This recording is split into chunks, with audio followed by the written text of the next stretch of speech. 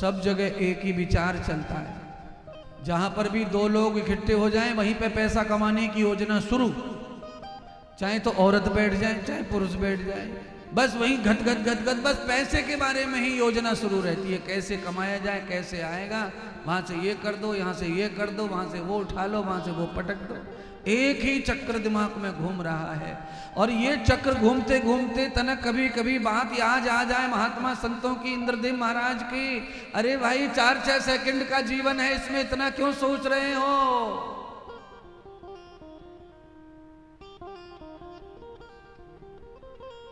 एक मित्र दूसरे मित्र से मिले तो उन्हें यह पूछना चाहिए कि आज सुबह भजन हुआ कि नहीं हुआ, तब तो मित्रता दिखती है।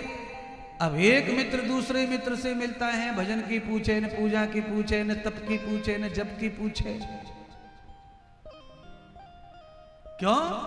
ऐसा रीत ऐसा व्यवहार बन गया है। दो लोग मिलते हैं रिश्तेदार भी, तो वो राजी खुशी कुशल मंगल ही पूछते, कैसा व्यवहार है तुम्हारा, कैसा संसार है तुम्हारा, संसार और व्यापार का क्या पूछते हो। संसार और व्यापार को चलाने वाले परमात्मा का भी पूछो ना कि तुम नाम भाम लेते हो कि नहीं, भजन ध्यान कुछ हो रहा है कि नहीं।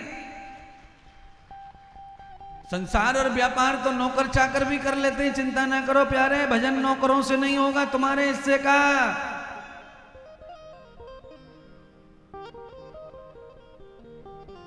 आपके नोएडा में भी बहुत सारे लोग ऐसे होंगे जो काम को छूते नहीं हैं और सारे काम हो रहे हैं और बहुत सारे काम बड़े बड़े। अरे पैसा फेंको, नौकर खरीदो, पैसे पढ़े लिखे खरीद लो, इंजीनियर खरीद लो, सॉफ्टवेयर खरीद लो, डॉक्टर खरीद लो, पैसे से सारा मटेरियल बाजार में मिलता है, पर रेडीमेड भजन मिलने वाला नहीं है हमारा। आजकल तो इतना बढ़िया चल रहा है, आप ऑनलाइन प्रसाद मंगा लो, कभी किसी भी तीर्थ से ऑनलाइन प्रसाद।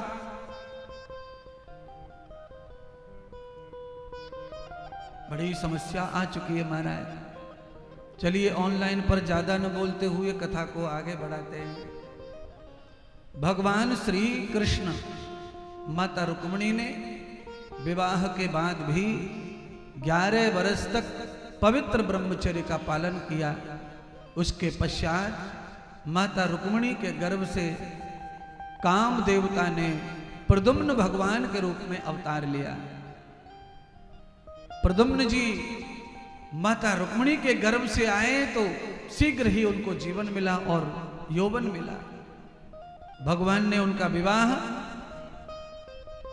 बाणासुर की पुत्री के साथ किया।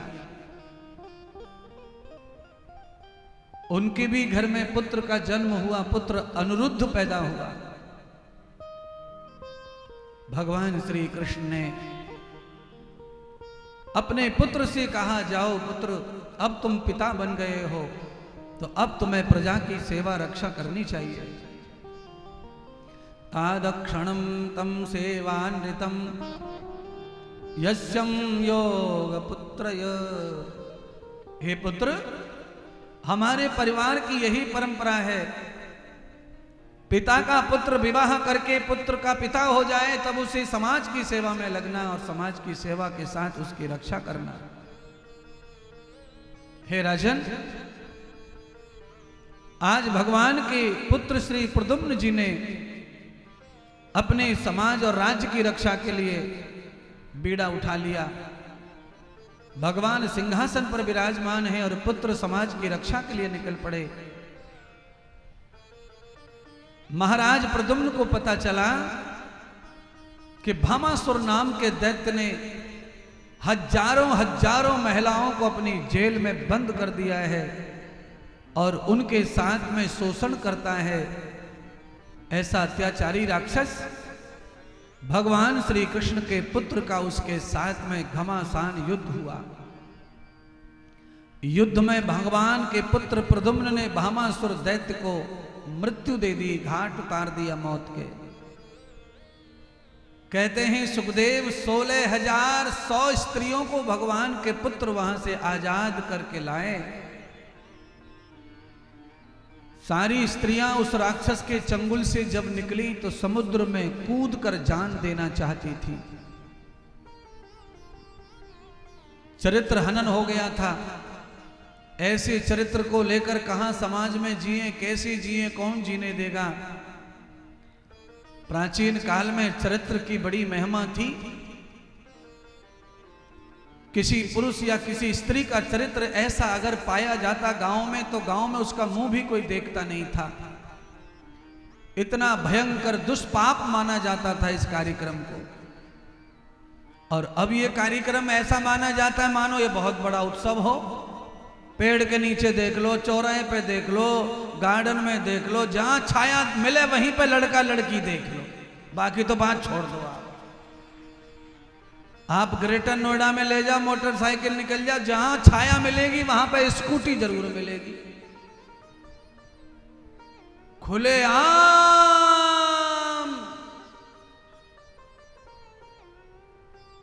किसी पे जुई ना रेंग रही, यहां पर रेंग ना रहा जुआ, फर्क ना पड़ रहा महाराज क्या हो रहा है क्या नहीं हो रहा। अच्छा, माता पिता भी क्या कहते हैं सुनो, माता पिता भी कोई कम बॉस नहीं आजकल। माता पिता भी ये कह के निकल जाते हैं सीधी गली से, पतली से, कि जमाना बदल गया, अब तो महाराज ये सब चल रहा है। तो हमने कहा अब रेल के नीचे कटना बंद हो गया है क्या? आज भी रेल चल रही है ज्यादा पहले से। जब तुम्हें जमाना बदलते हुए दिखते हुए बिल्कुल ना लग रहा कुछ, तो यही स्थान बचा है बस तुम्हारी जिंदगी के लिए। अरे महाराज, चरित्र का कितना बड़ा प्रभाव है। आप किसी को तोड़ दे, मरोड़ दे, जीवन उसका खराब कर दे, केवल आप चारित्रिक आरोप उसके ऊपर लगाना शुरू करो। अगर कोई लज्जा और शर्म वाला आदमी है, जिसका चरित्र स्टैंडर्ड है, उसके ऊपर जब चरित्र के आरोप लग जाते हैं तो वो जीना पसंद नहीं करता है, वो समाप्त कर लेता है अपनी दुनिया को। महाराज ये ऐसा कर्म है, कोई फर्क ही ना पड़ रहा किसी पर।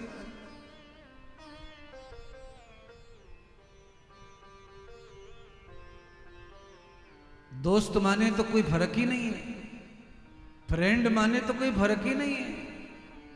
हर घर के इंसान, घर वालों को सबको पता है, रहता है, सबको पता है कि किसका फ्रेंड क्या है, कौन फ्रेंड है, कौन क्या है। चलिए इस बात से भी आगे बढ़ते हैं। भगवान ने 16,100 स्त्रियों की रक्षा की, जिनका चरित्र हनन कर दिया था भामासुर दैत्य ने। समुद्र में मरने से बचा करके कहा कि मर जाने से तुम्हारे चरित्र नहीं आ जाएंगे देवियों, क्योंकि तुम्हारा चरित्र इसलिए नहीं बिगड़ा क्योंकि तुमने स्वेच्छा से अपने शरीर का दान नहीं किया, उस पापी ने तुम्हारे साथ में जबरदस्ती की है, इसीलिए तुम्हारा दोष नहीं और तुम्हें नहीं मरना है। अपने जीवन को क्यों ना सौंप दो परमात्मा को, जिससे तुम्हारा उद्धार हो जाए। तो कहा संसार में कौन सुनेगा हमारी, अब कौन हमारी तरफ देखेगा। तो परमात्मा ने कहा जिसकी तरफ कृष्ण देखना शुरू कर देता है, उसकी तरफ सारी दुनिया देखना शुरू कर देती है। परमात्मा श्री कृष्ण ने उन 16,100 स्त्रियों के चरित्र को वापस लाने के लिए अपने चरित्र का दान कर दिया। समस्त स्त्रियों को पालने का जुम्मा लेकर के परमात्मा ने कहा आज से मैं तुम्हारा पालनहार पति हूँ और मैं तुम्हारे पतन को रोकने वाला पति हूँ, तुम मेरी सब पत्नियां बनकर भजन करो। परमात्मा ने सबका पति बनकर, पालनहार बनकर उनको भजन करने के लिए द्वारका भेंट कर दी। महाराज सत्यभामा जी आई, द्वारका के राजा सत्राजीत की ही बेटी सत्यभामा। उन्होंने भगवान से विवाह की प्रार्थना की। लक्ष्मणा, भद्रा, कालिंदी और लास्ट में जामवंती जी आई। महाराज जबरदस्त कथा है। जामवंत जी ने 10,000 बरस तक जामवंत की बेटी ने राम से विवाह करने के लिए अपने आप को तपस्या में रखा। अब बताओ, राम जी से मिलन हुआ जामवंत का और उनकी बेटी का समुद्र के तट पर, जब सेतु बनाया जा रहा था तब राम जी को ऑफर किया जामवंत की बेटी ने कि मैं तुम्हारी सीता से कहीं कम नहीं हूं, मेरा तप जब कोई कम नहीं है, सीता जब तक तुम्हें प्राप्त नहीं हो रही है तब तक स्त्री सुख से वंचित न रहो, मुझे उतने दिन ही अपनी पत्नी बना लो। राम ने कहा, हे देवी, तुम्हारी मदद करने का तरीका अच्छा है, मैं तुम्हारी मदद के लिए धन्यवाद करता हूं, पर मैंने राम अवतार में केवल एक ही पत्नी व्रत लिया है, इसीलिए मैं तुम्हारी कामना पूरी नहीं कर सकता। जामवंती ने कहा कि मेरा इस जन्म में आप पति नहीं बनोगे तो आप भी सुन लो, अगर मैं सच्ची तुम्हें पति मानती हूं तो चाहे मुझे जितना भी जीवन जीना पड़े पर मैं तुम्हें पति के रूप में ही पाकर रहूंगी। जामवंती ने 10,000 वर्ष तक तप किया। जब भगवान राम कृष्ण बनकर आए, जामवंत जी के साथ में कृष्ण का युद्ध हुआ, उसके बाद जामवंती का विवाह भगवान से हुआ, तब जाके जामवंती की इच्छा पूरी हुई। ऐसी ऐसी तपस्वी नारी इस देश की रह चुकी हैं जिन्होंने 10,000 वर्ष तप करके भी अपने मनपसंद प्रेमी पति को पाया, परमात्मा को पाया। अब तो तप करने की जरूरत ही नहीं है। आप जिसको पसंद करते हैं खाली व्हाट्सएप पे लिख दो, request you for to you do. अंग्रेजी में जो भी लिखना हो लिख दो, ऊपर से सीधा आ जाएगा वहां से जवाब है, सीधा जवाब आएगा, वेलकम, आ जाओ, वेलकम है सब। महाराज क्या बोले? अच्छा मुझे समझा नहीं मैंने क्या बोला अंग्रेजी में, क्योंकि मुझे आती नहीं है वो, पर समझने के लिए इशारा ही काफी है महाराज। कई लोग तो मेहमानों की रोटी परोसने के लिए इशारे से रोटी मंगा ले में अपनी लुगाई से। 4 मेहमान भोजन कर रहे हैं, आदमी बिठाए कुर्सी पर जमा रहा है, कुछ कम हो गया तो बोलता नहीं, आंखों का इशारा करके ही सारा खेल हो जाता है महाराज। मेहमान भी नहीं समझ पाते कि मामला क्या है, और सारी पूर्ति हो गई। तो इशारा समझदार के लिए होता है, गधाओं मूर्खों के लिए इशारा नहीं होता है महाराज। आपका हॉर्न भी काम नहीं करता गधा के सामने, तो ऐसा बताते हैं शास्त्र के लोग। इतने में ही भगवान द्वारका में पत्र आया, हस्तिनापुर से नारद जी लेकर आए। नारद जी के पत्र को पढ़कर परमात्मा नारद जी के साथ हस्तिनापुर पहुंचे। हस्तिनापुर में राजसू यज्ञ की तैयारियां चल रही हैं। भगवान ने कहा पांडवों से, तुम्हारा यज्ञ हो नहीं सकता। क्यों? अरे तुम्हारा यज्ञ तब होगा जब भारत के सारे राजा तुम्हारे यज्ञ में आकर आहुति प्रदान करेंगे। इसलिए हे धर्मराज, तुम्हें चक्रवर्ती सम्राट बनना है तो सारे राजाओं का सपोर्ट चाहिए। राजा सब जरासंध की जेल में कैद हैं, वो भी सम्राट बनना चाहता है। पहले से ही चला आ रहा है महाराज।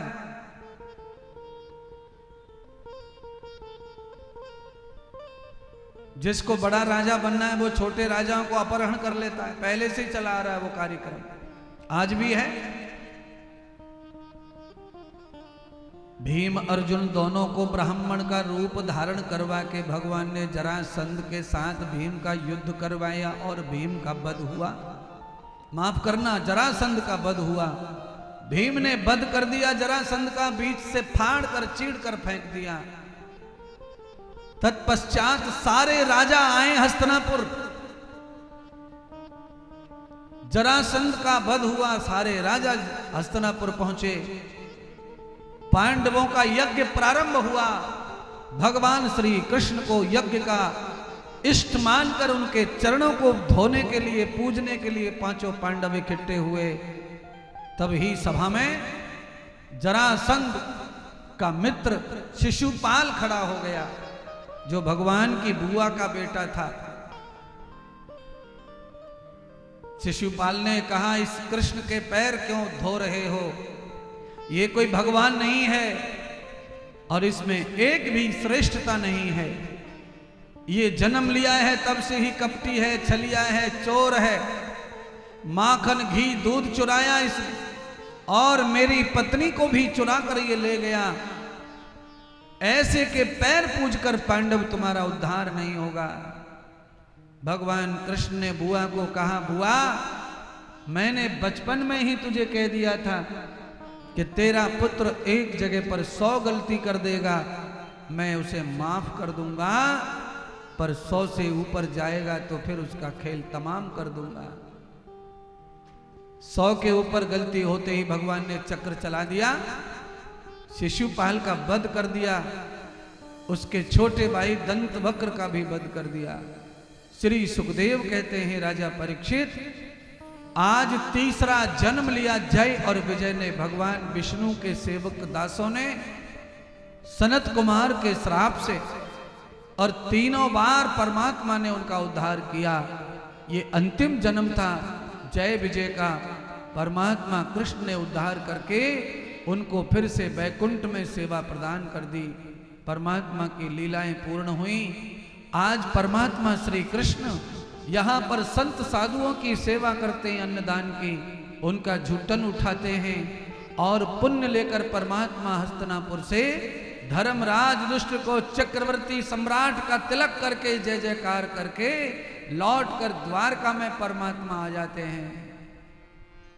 पांडवों का राज्य शासन 4 दिशाओं में फैल गया। हस्तिनापुर से भगवान जब द्वारका पहुंचे तो द्वारका में आकर भगवान रात्रि के समय बैठे हैं और ये चिंतन कर रहे हैं कि मेरा समय पूरा होने पर आ गया है, अब कोई मेरा मित्र तो नहीं रह गया, कोई भगत तो नहीं रह गया जिसका मैंने कल्याण ना किया हो। तभी भगवान श्याम सुंदर श्री द्वारकानाथ को सुदामा का चिंतन हुआ। सुदामा की याद आई प्यारे बंधु, और जैसे ही भगवान को याद सुदामा की आई तो सुदामा के घर में भी हलचल प्रारंभ शुरू हो गई। आप ध्यान कर लेना, भगवान जब तक हमें याद नहीं करते तब तक हमारी बुद्धि में भगवान का कोई भी काम करने का मन होता नहीं है। देखिए, आपके मन में कथा करने का आ जाए, आपके मन में दान करने का आ जाए, आपके मन में मंदिर जाने का आ जाए, आपके मन में कथा सुनने का आ जाए, तो आप उसी समय समझ लेना कि परमात्मा हमें याद कर रहा है, तो ही हमें भगवान का द्वार मिलता है, दरबार मिलता है, विचार मिलता है। सुदामा के घर में हलचल हो गई। सुशीला ने कहा, बच्चे भूखे मर रहे हैं, कब तक बैठे रहोगे कृष्ण कृष्ण कृष्ण कृष्ण करते करते? 50 वर्ष निकल गए स्वामी, कृष्ण नाम से कुछ नहीं मिला।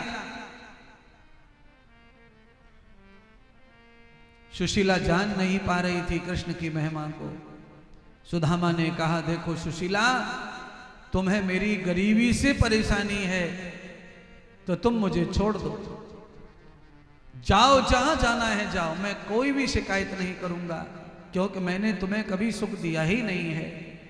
पर बस मेरे परमात्मा कृष्ण के बारे में एक शब्द भी ऊंचा नीचा बोलोगी तो मुझे नहीं चलेगा। क्यों? मैं जानता हूं कृष्ण को, मैं उनके साथ रहा हूं, मुझे मालूम है अपने घर से आए माखन और खीर वो सब विद्यार्थियों को खिला देता था, स्वयं भूखा रहता था।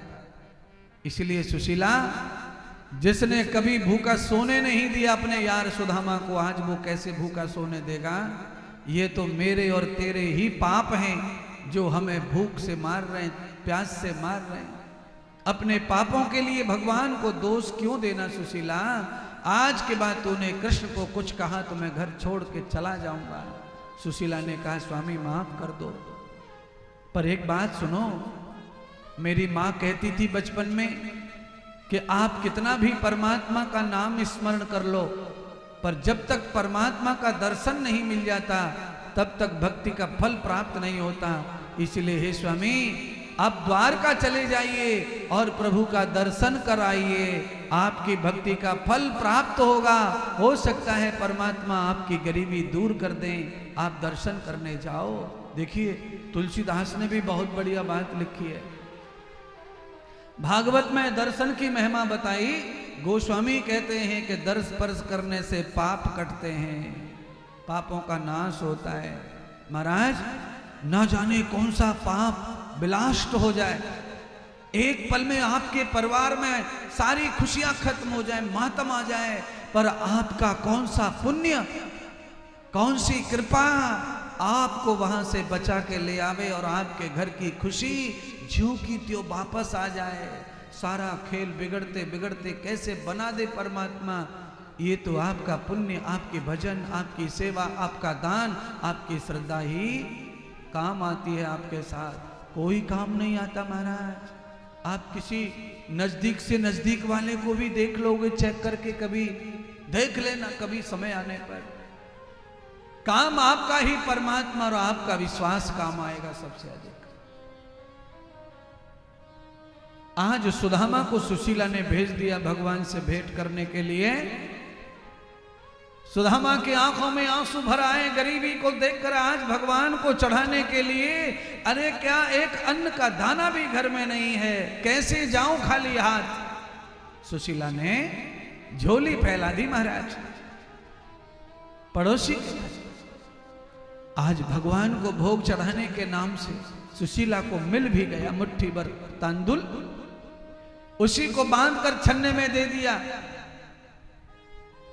भगवान को भोग अर्पण कर देना हमारे परिवार की तरफ से। वारे वाह, कमाल की कथा है। सुशीला के 5 बच्चे भूखे महीनों से, स्वयं भूखी है महीनों से। सुदामा ने कन का खाया नहीं है और एक मुट्ठी भर भी मिला, वो भी भगवान को भेज दिया, उनको ही चढ़ा देना खाली हाथ। भगवान के द्वार नहीं जाना। सुदामा के पास कुछ नहीं तो भी खाली हाथ नहीं जाना चाहता। कमाल है महाराज।